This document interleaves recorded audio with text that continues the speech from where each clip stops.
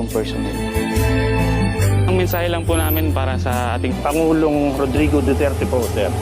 Napakalaking bagay po sa amin yan, sa hanay po ng kapulisan at lalong-lalo na sa Maritime Group po. Mula sa PNP Maritime Group, maraming salamat, PRRD! Awa!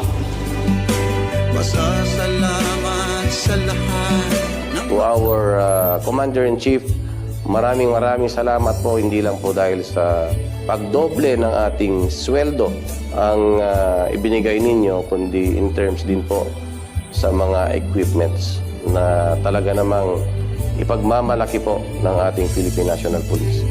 Hindi po nyo kami pinabayaan hanggang sa huling araw po ng inyong serbisyo as the President of the Republic.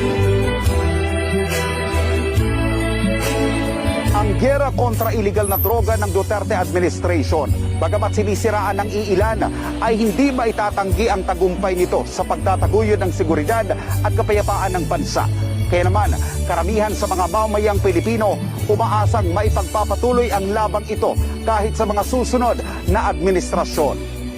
Para sa Pilipinas kong mahal, ako si Paul Montimon at ito ang aking SMNI Special Report. Isa kang tunay na bayani, mahal namin pa. Always do your best and remember to serve selflessly in whatever capacity you have.